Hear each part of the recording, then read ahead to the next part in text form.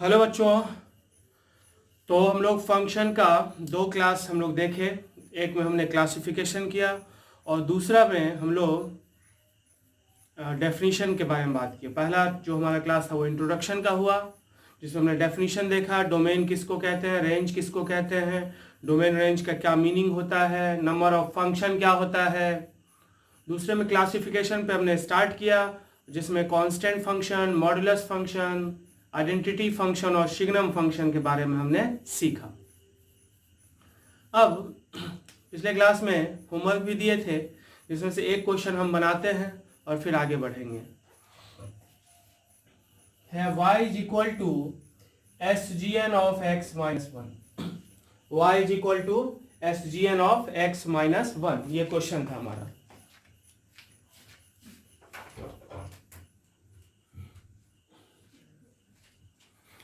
तो पहले क्या करेंगे हम लोग, पहले ग्राफ खींचेंगे y is equal to X minus 1 का, और फिर इस ग्राफ से हम लोग खींचेंगे y is equal to SGN of x minus 1 का ग्राफ। तो y equal to X minus 1 का ग्राफ खींचते हैं। कैसे खींचाएगा, 10th क्लास में सबने पढ़ा होगा। x y, वैसे बॉक्स बनाने का जरूरत नहीं है, एक बार x 0 रखेंगे, एक बार y 0 रखेंगे। x अगर 0 रखेंगे तो y का वैल्यू कितना आएगा, -1, और अगर y 0 रखेंगे तो x का वैल्यू कितना आएगा, 1। तो इस तरह से हमारा ग्राफ हो गया। सपोज ये 1 है, 2 है, 1 है, 2 है, -1, -2, -1, -2, ये 0, 1 2 1 2, -1 -2, -1 -2, ये हमारा x एक्सिस है और ये क्या है, y एक्सिस। तो x अगर 0 है, x 0 है तो x एक्सिस पर जाओ, कहाँ 0, यहाँ पे हाथ रखे। y का वैल्यू कितना है, -1, -1 पे आओ, यानी ये पॉइंट, एक पॉइंट ये हो गया। और दूसरा पॉइंट, अगर x 1 है तो पहले तो x होता है तो x1 y0, x1 तो x1 y0, y0 यहीं पर हो गया। तो ये दो पॉइंट अपने पास है, इस दो पॉइंट को मिलाते हुए हमने एक लाइन खींच दिया, ये लाइन हो गया। इसका line y is equal to x minus 1 का। क्लियर है ये। अब SGN का ग्राफ खींचना है। SGN का ग्राफ कैसे खींचेंगे, तो SGN का ग्राफ खींचने के लिए हमारे पास क्या होता है कि जहां x एक्सिस को कट किया वहीं पे वैल्यू होगा, ठीक है, यहीं पे वैल्यू हो गया। फिर x एक्सिस के ऊपर 1 पॉइंट पर ग्राफ x एक्सिस पर है, इसीलिए यहां पर वैल्यू सिग्नम वैल्यू 0 होगा। और इस पॉइंट के बाद ग्राफ कितना किधर है, ऊपर, तो इस पॉइंट के जस्ट ऊपर, इस पॉइंट के जस्ट ऊपर एक लगाओ ओपन, और इस पॉइंट के जस्ट एक नीचे, एक यूनिट नीचे एक ओपन लगाओ, ओपन लगाओ, ओपन लगा, एक यूनिट नीचे, एक यूनिट इतना हाइट है उतना ही हाइट पर, एक यूनिट ये है उतना ही हाइट पर। अब यहां से राइट ग्राफ किधर गया है, ऊपर, आगे राइट साइड में या लेफ्ट साइड में, राइट साइड में, तो राइट लेके चले जाओ। यहां से ग्राफ किधर गया है, राइट या लेफ्ट, लेफ्ट आया है ग्राफ, तो ये हो गया। तो ये जो ग्राफ अभी हमने खींचा, ये तो ग्राफ था, चूंकि दो कलर नहीं है अपने पास, ये जो लाइन था वो तो y is equal to X minus 1 का था, ये डॉटेड लाइन। और अभी जो ये ग्राफ बना, ये पॉइंट और ये ग्राफ हो गया किसका, y is equal to SGN of x minus 1 का। क्लियर है। अब इसी तरह से हम सबका ग्राफ खींच सकते हैं। किसी भी फंक्शन के सिग्नम का ग्राफ खींचने के लिए हमें उस फंक्शन का ग्राफ खींचना होता है। पहले हम उस फंक्शन का ग्राफ खींचेंगे और फिर ग्राफ खींचने के बाद उस फंक्शन के सिग्नम का ग्राफ खींचेंगे। तो आगे हम लोग बहुत सारे ग्राफ सीखेंगे और फिर उस ग्राफ के सिग्नम का भी ग्राफ हम लोग खींचेंगे। फिर आगे बढ़ते हैं। तो अगला जो क्लासिफिकेशन में हम लोग लिखे थे वो था greatest integer function. Greatest integer function बहुत ही important, greatest integer function 11th class में भी हम लोग एक बार पढ़ चुके हैं। जितना भी क्लासिफिकेशन है ऑलरेडी हम लोग 11th क्लास में पढ़ चुके हैं, ठीक है। फिर से एक बार करते हैं क्योंकि ये बहुत ही इंपॉर्टेंट है, बिना इसके कैलकुलस नहीं होगा।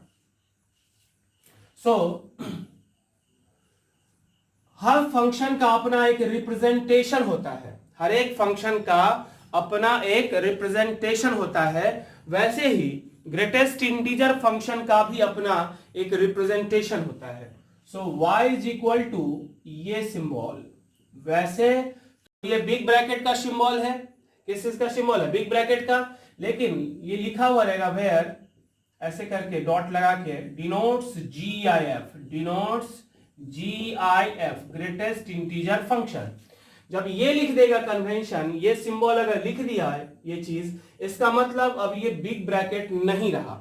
जैसे हम लोग कॉस्ट प्राइस मान लेते हैं, let the cost price be x, क्या x होता है कॉस्ट प्राइस? नहीं, फिर भी हम मान लेते हैं, और फिर आगे प्रॉब्लम में x को ही हम कॉस्ट प्राइस लेके आगे बढ़ते हैं। वैसे ही ये कन्वेंशन मैथमेटिक्स में बनाया गया है कि ये सिंबल जो है वो ग्रेटेस्ट इंटीजर फंक्शन का भी है, और चूंकि बिग ब्रैकेट का भी हम जानते हैं, तो अगर कुछ नहीं दिया हुआ है ऐसा कन्वेंशन, मतलब बिग ब्रैकेट है, और जब ये कन्वेंशन दे दिया, इसका मतलब ये क्या है, ग्रेटेस्ट इंटीजर फंक्शन है।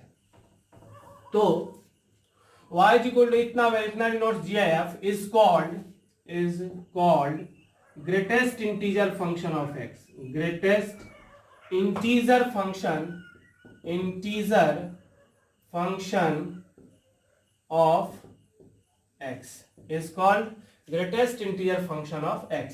अब नाम ही है इंटीजर फंक्शन, मतलब जिसमें भी ये सिंबल लग गया, ये सिंबल मतलब ग्रेटेस्ट इंटीजर फंक्शन का, अब वो इंटीजर बन गया।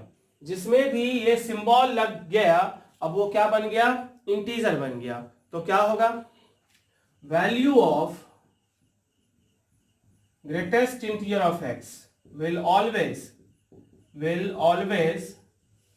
a nearest integer, नियरेस्ट सबसे नजदीक का integer, nearest integer less than और इक्वल टू x, या तो x के बराबर होगा या x से छोटा होगा।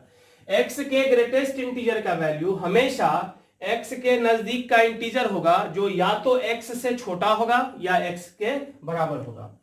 x के बराबर कब होगा, इक्वालिटी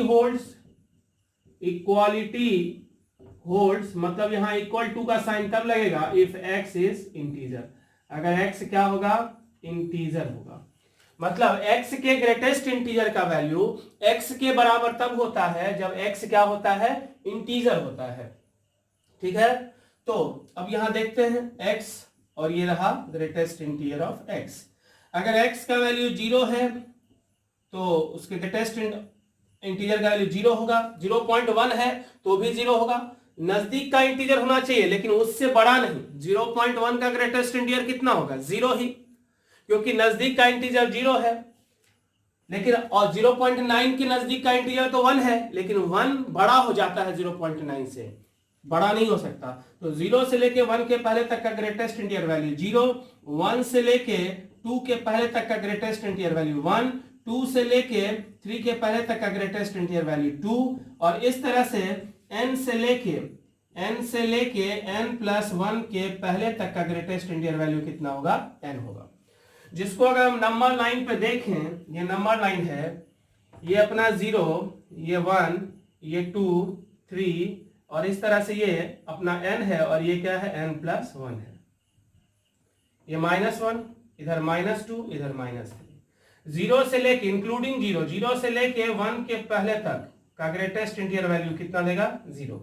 1 से लेके 2 के पहले तक का ग्रेटेस्ट इंटीजर वैल्यू 1, 2 से लेके 3 के पहले तक का ग्रेटेस्ट इंटीजर वैल्यू 2, n से लेके n+1 के पहले तक का ग्रेटेस्ट इंटीजर वैल्यू कितना होगा, n होगा। -1 से लेके 0 के पहले तक का ग्रेटेस्ट इंटीजर वैल्यू -1, -2 से लेके -1 के पहले तक का ग्रेटेस्ट इंटीजर वैल्यू -2। -1.1 का ग्रेटेस्ट इंटीजर कितना होगा, -1.1। अच्छा, -1.1 के नजदीक का तो इंटीजर है -1, परंतु -1 से बड़ा हो जाता है, इसलिए उससे जस्ट छोटा इंटीजर क्या होता है, -2। -1.1 का ग्रेटेस्ट इंटीजर कितना होगा, तो भाई इसके नजदीक का इंटीजर, तो -1.1 के नजदीक का इंटीजर क्या क्या है, एक -1 है, लेकिन -1 इससे बड़ा हो जाता है, तो बड़ा में तो हम जा नहीं सकते, तो नीचे आओ छोटा में, तो -1 से छोटा क्या है, -2, इसलिए -2। क्लियर है? फिर से एक बार बढ़िया से समझो भाई, y इज इक्वल टू इतना, वेर इतना denotes GIF is called greatest integer function of x। ये जब तक नहीं लिखा रहेगा तब तक बिग ब्रैकेट रहेगा, ये जब लिखा जाएगा ये तो फिर अब ये बन गया किस चीज का, ग्रेटेस्ट इंटीजर फंक्शन का। और x के ग्रेटेस्ट इंटीजर का वैल्यू हमेशा x के नजदीक का इंटीजर होगा, सबसे नजदीक का, जो या तो इंटीजर होगा या फिर जो या तो उसके बराबर होगा या उससे छोटा होगा। तो उसके बराबर कब होगा, जब वो खुद इंटीजर होगा, अदरवाइज हमेशा उससे छोटा होगा।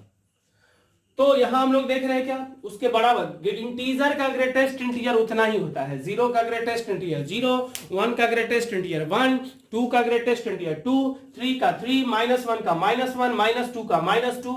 किसी इंटीजर का ग्रेटेस्ट इंटीजर उतना ही होता है, किसी इंटीजर का ग्रेटेस्ट इंटीजर उतना ही होता है।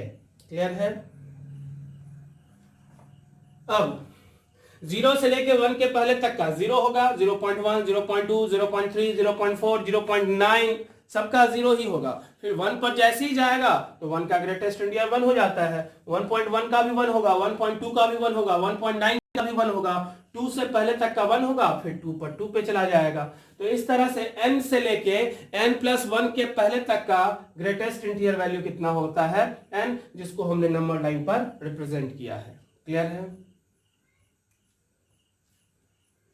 नया फंक्शन है, स्पेशली 11th वाले बच्चों के लिए नया है। जैसे मॉडुलस के बारे में हमने पढ़ा, वैसे ये ग्रेटेस्ट इंटीजर एक अपना फंक्शन है। बहुत सारा फंक्शन है, जैसे हमने पढ़ा आइडेंटिटी फंक्शन, सिग्नम फंक्शन, वैसे ही एक स्पेशल टाइप का फंक्शन है जिसका नाम है ग्रेटेस्ट इंटीजर फंक्शन। अब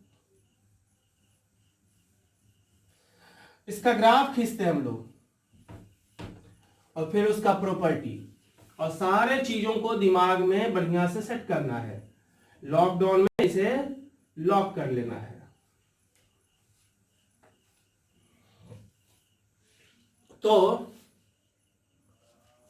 अब है graph of y is equal to greatest integer of x। तो ये x का वैल्यू और ये ग्रेटेस्ट इंटीजर ऑफ x का वैल्यू।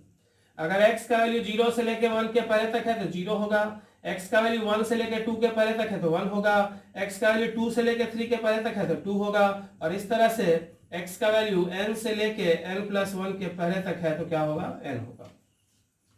तो अब ग्राफ खींचते हैं हम लोग। ये x एक्सेस, y एक्सेस, ये 0, 1, 2, 3, 4, 5, 1, 2, 3, 4, 5, -1, -2, -3, -4, -5, -1, -2, -3, -4, -5, 1, 2, 3, 4, 5, -1, -2, -3, -4, -5, 1, 2, 3, 4, 5, -1, -2, -3, -4 एंड -5, -5 तक हम लोग ले गए। तो x का वैल्यू जब 0 होगा तो y का वैल्यू कितना होगा, 0 ही, 0 पर 0 होगा। दूसरा कलर आता तो क्लियर अच्छा पता चलता। 0 पर 0 होगा, और 0.1 पर भी 0 होगा। ये 0 कहां तक जाएगा, 1 के पहले तक, 1 के पहले तक। 1 जैसे ही होगा 1 पे चला जाएगा। कहां तक 1 होगा, 2 के पहले तक। फिर 2 पर चला जाएगा, 2 पर कहां तक 2 होगा, 3 के पहले तक।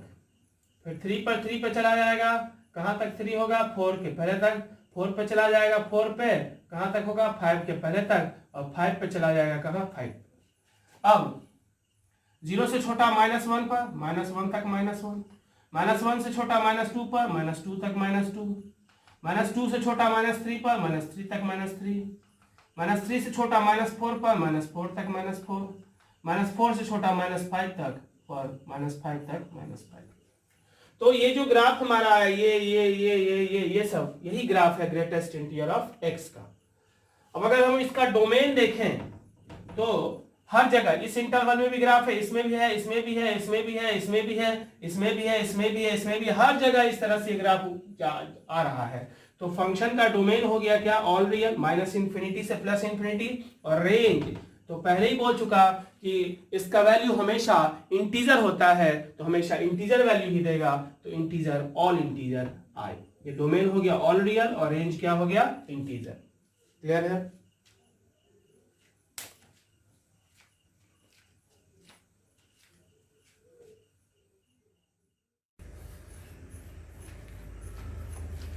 तो यहाँ तक कोई दिक्कत है? इसके आगे प्रॉपर्टीज पे हम लोग बात करते हैं।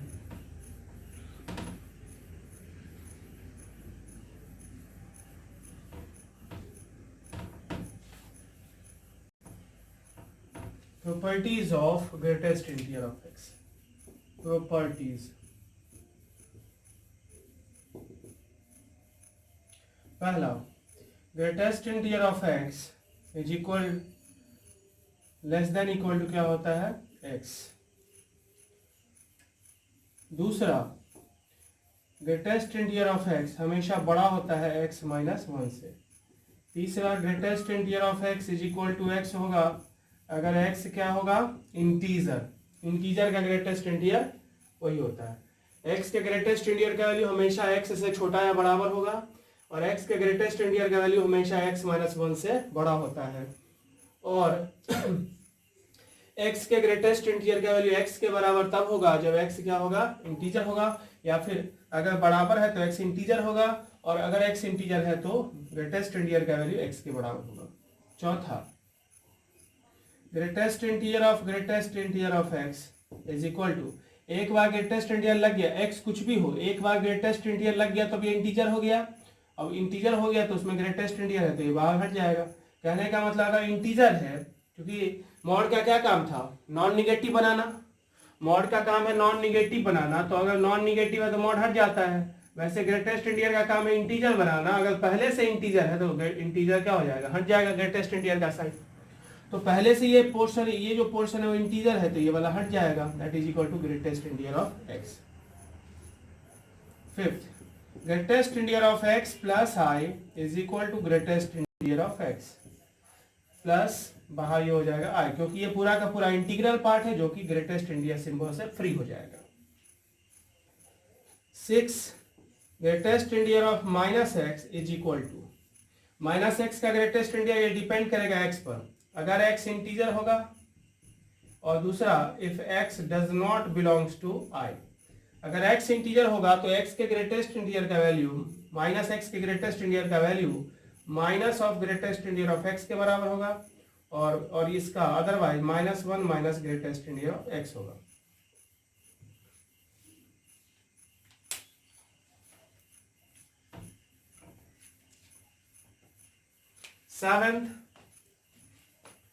सेवेंथ नंबर,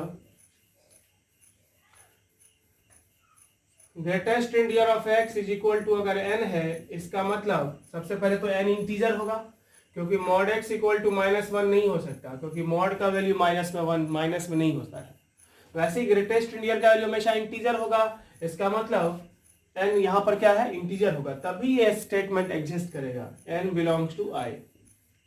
तो ग्रेटेस्ट इंटीजर ऑफ x अगर n के बराबर है तो x का वैल्यू क्या होगा? n से लेके n प्लस वन के पहले तक, क्योंकि n से लेके n प्लस वन के पहले तक का ग्रेटेस्ट इंटीजर वैल्यू कितना होता है? n होता है। 8th, greatest integer of x less than n। 9th, greatest integer of x greater than less than equal to n। 10th, greatest integer of x greater than n। 11th, greatest integer of x greater than equal to n। तो greatest integer of x n के बराबर है, greatest integer of x n के बराबर है, तो x का value क्या हो गया? ग्रेटेस्ट इंटीजर ऑफ x अगर n के बराबर है तो x का वैल्यू हुआ n से लेके n प्लस वन के पहले तक, यहां से लेके यहां के पहले तक का ये होता है, यहां से लेके यहां के पहले तक का ये होता है कि नहीं? तो ग्रेटेस्ट इंटीजर ऑफ x अगर n से छोटा है इसका मतलब ये वैल्यू है, तो x का वैल्यू n या उससे बड़ा नहीं होगा, n से छोटा ही होगा। इसका मतलब x लेस देन कितना? n। n या n के अगर बराबर है तो ये भी वैल्यू है, तो n प्लस वन से छोटा होना चाहिए, मतलब x लेस देन कितना? n plus one. n से अगर बड़ा है, n से बड़ा, तो इससे पहले नहीं हो सकता है, यानी minimum value n plus one या उससे बड़ा, यानी x greater than equal to n plus one. और n या n से बड़ा है तो n से छोटा नहीं होगा, क्योंकि n से छोटा का ग्रेटेस्ट इंटीजर वैल्यू कितना होता है? n माइनस वन, जबकि यहाँ मिनिमम वैल्यू n है, इसलिए x का वैल्यू क्या होगा? Greater than equal to n। तो ये कुछ property greatest integer of x का क्लियर है।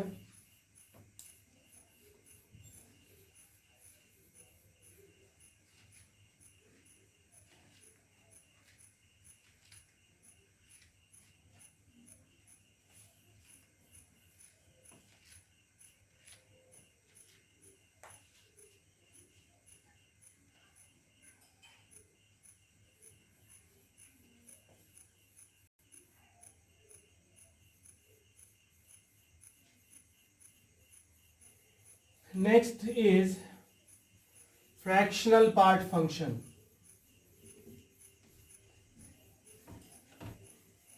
Fractional part function,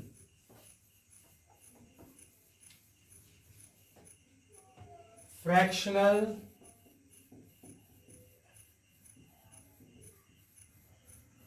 part function, fractional part function. So y is equal to इतना, फिर से ये क्या है, मिडिल ब्रैकेट, वेयर इतना denotes fractional part, fractional part is called fractional part function of x, fractional part function of x। और fractional part of x is equal to होता है x minus greatest integer of x। x में से अगर हम उसका greatest integer घटा देंगे तो वो हो जाएगा क्या, फ्रैक्शनल पार्ट फंक्शन। अब अगर x इंटीजर है, अगर x क्या है, इंटीजर, तो इंटीजर का फ्रैक्शनल पार्ट तो होता ही नहीं है, सॉरी इंटीजर में फ्रैक्शनल पार्ट है नहीं, तो फ्रैक्शनल पार्ट कितना हो जाएगा, 0। तो उस केस में फ्रैक्शनल पार्ट ऑफ x कितना हो जाएगा, 0। Fractional part of x plus i, greatest integer में ये बाहर निकल जाता था क्योंकि इंटीग्रल पार्ट निकालना होता था, यहाँ फ्रैक्शनल पार्ट निकालना है, तो ये तो इंटीग्रल पार्ट है, तो इससे कोई मतलब नहीं है, ये हट सकता है। That is equal to fractional part of x। ठीक है, अब जितना 1 का फ्रैक्शनल पार्ट होगा 1.1 का होगा, उतना ही 2 का 1.1 का होगा, उतना ही 2.1 का होगा, उतना ही 3.1 का होगा। हर एक यूनिट के बाद फ्रैक्शनल पार्ट अपना वैल्यू रिपीट करता है। So fractional part of x is a periodic function. Periodic function जो वैसा फंक्शन होता है जो एक फिक्स्ड इंटरवल के बाद अपने वैल्यू को रिपीट करे। पीरियोडिक फंक्शन विथ पीरियड 1, और 0 से 0 का फ्रैक्शनल पार्ट 0, 0.1 का भी 0.1, 0.2 का भी 0.2, सेम का सेम तब होगा जब 0 से लेके 1 के पहले तक होगा। Fractional part of x is equal to x होगा अगर x का वैल्यू 0 से लेके कहां तक होगा, 1 के पहले तक। किसी का भी फ्रैक्शनल पार्ट ऑफ x हमेशा 0 से लेके 1 के पहले तक ही होता है।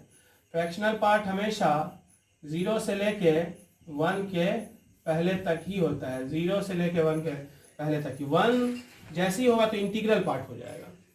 तो इसका रेंज पता है, पीरियोडिक भी पता है, पीरियोडिसिटी, पीरियड कितना है 1 यूनिट, तो रेंज 1 है 0 से 1, तो ये 0 लाइन है और ये 1 लाइन है, इसी के बीच में ग्राफ खिंचाएगा। ये रहा 1, ये 2, ये 3, ये 4, ये -1, -2, -3 और ये 0। ये y एक्सिस है और ये क्या है, x एक्सिस। 0 से लेके 1 के पहले तक में फ्रैक्शनल पार्ट ऑफ x कितना के बराबर होता है, x के। इसीलिए इस इंटरवल में y इक्वल टू x का ग्राफ जैसा ही y equal to fractional part of x का होगा। तो 0 से लेके 1 के पहले तक में लेना है, ये रहा y इक्वल टू x का ग्राफ। लेकिन हमें लेना है कहां से कहां तक में, 0 से लेके कहां तक, 1 के पहले तक। और अब पीरियड इसका कितना है 1, तो हर एक यूनिट के बाद रिपीट करेगा। तो जैसा ग्राफ 0 से 1 के बीच में है वैसा ही ग्राफ 1 से लेके कहां तक होगा, 2 के पहले तक। वैसा ही ग्राफ 2 से लेके 3 के पहले तक। वैसा ही ग्राफ 3 से लेके 4 के पहले तक। वैसा ही ग्राफ -1 से लेके 0 के पहले, -2 से लेके -1 के पहले, -3 से लेके -2 के पहले। तो ये ग्राफ हो गया। ग्राफ क्लियर दिख रहा है कि रेंज 0 से लेके 1 के पहले ही है, ग्राफ x एक्सिस के नीचे नहीं है। 0 इंक्लूडेड है और 1 एक्सक्लूडेड है। डोमेन क्या हो जाएगा, तो हर जगह पे ग्राफ है, तो इसलिए ऑलरेडी रेंज कितना, 0 से लेके कहां तक, 1 के पहले तक। यही उसका प्रॉपर्टी भी है।